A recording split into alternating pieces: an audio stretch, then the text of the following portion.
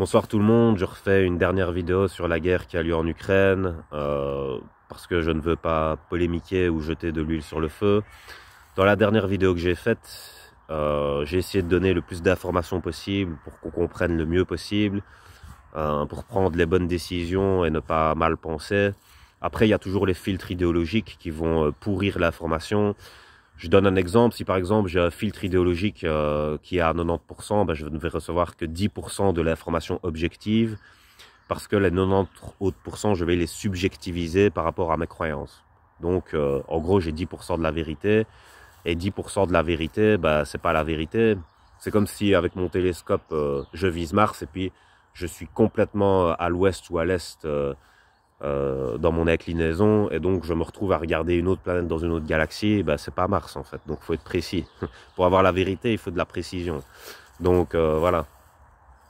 Et c'est tout ce qu'il n'y a pas actuellement, donc ça contribue à alimenter le conflit parce qu'il y a de la propagande et de la désinformation. Voilà, c'est un outil terrible. Pourquoi? Parce que ben, pendant ce temps-là, les civils ukrainiens, ils sont en train de mourir. Donc plus le temps passe et plus on est con à alimenter tout ce conflit, et plus il y a des gens qui meurent. Donc d'une certaine façon, il y a une forme de complicité dans la propagande. Voilà. Si on a réellement l'intention que ça s'arrête, qu'on veut la paix et qu'on veut sauver les gens, le plus vite possible on arrête la désinformation, le plus vite possible on arrête la propagande, et le plus vite possible on essaye de montrer ses réelles intentions, on les met sur la table et on dit voilà ce qu'on veut, on comprend ce que vous voulez, voilà ce qu'on veut, sur ça on peut s'entendre, sur ça on peut pas s'entendre, etc. Et on dit bon, sur ça on laisse un peu couler, l'autre fait ça aussi et tout, et puis à la fin voilà, on arrive à quelque chose.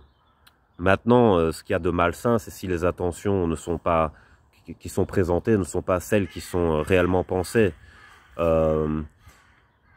Si par exemple le but c'est les ressources ou la domination et pas le fait de sauver des civils, effectivement les gens qui ont ces intentions là, ils vont vouloir continuer la guerre en faisant semblant de vouloir l'arrêter.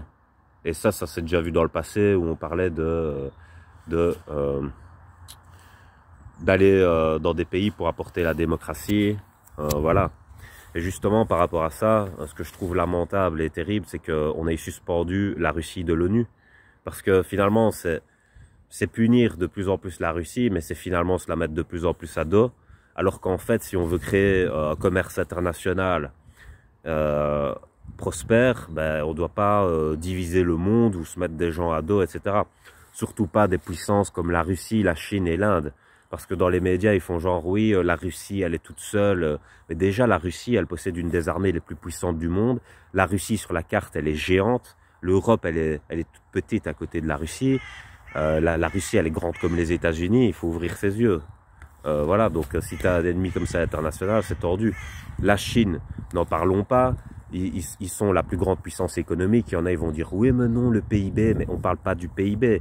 La Chine, elle a subi les assauts du capitalisme pendant longtemps, et en fait la Chine elle s'est dit ah c'est comme ça, ah vous voulez la jouer comme ça, et donc les Chinois ils ont décidé d'être plus royalistes que le roi, c'est-à-dire ils ont dit ah les capitalistes il faut comme ça, on va être encore plus capitaliste que les capitalistes. Et c'est pour ça que quand tu regardes par exemple Amazon ils vendent un peu de tout, mais si tu regardes Alibaba c'est un truc de fou, ils te vendent n'importe quoi. Là je suis dans les bois, ils te vendraient une branche carrément. Donc voilà, et les Chinois ils sont partis dans l'hypercapitalisme et voilà, et après tu as l'Inde, et l'Inde, ils sont 1 milliard, quoi. En Chine, ils sont entre 1,5 milliard et 2 milliards, en Inde, ils sont 1 milliard.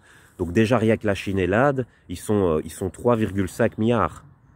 Ok, donc ils sont presque la moitié de la population mondiale. Voilà.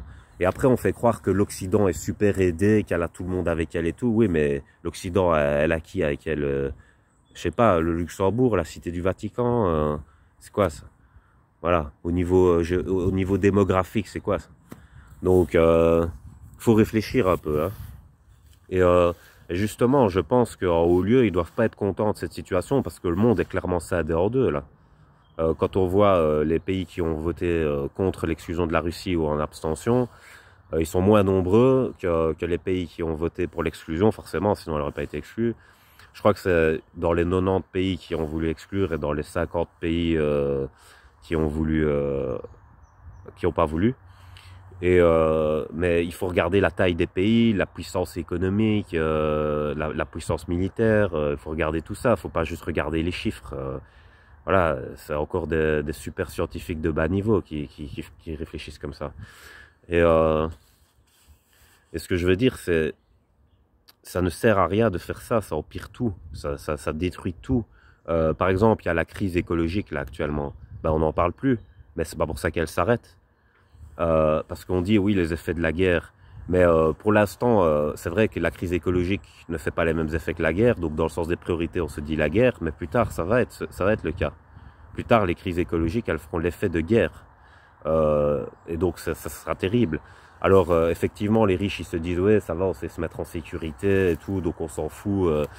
Oui, c'est toujours les pauvres qui sont touchés en premier, mais c'est un peu la théorie du ruissellement, tiens. La nature, elle vous a pris au mot quand vous avez parlé de ruissellement. Donc ça va d'abord toucher les pauvres et puis ça touchera les riches.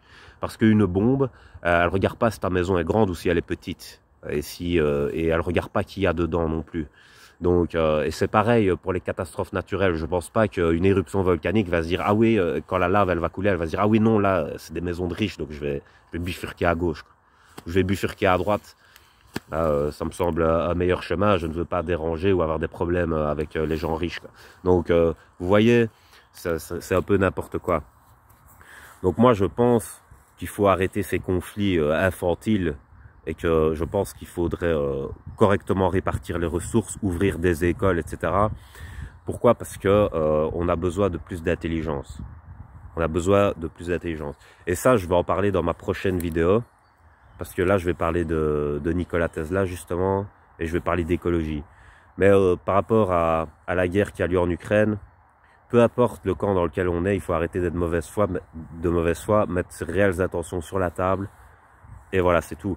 Et par rapport aux exactions et aux crimes de guerre, ça, je vous l'avais dit, que ça allait arriver, parce que quand les mauvais se mettent dans l'action, ils font de la merde.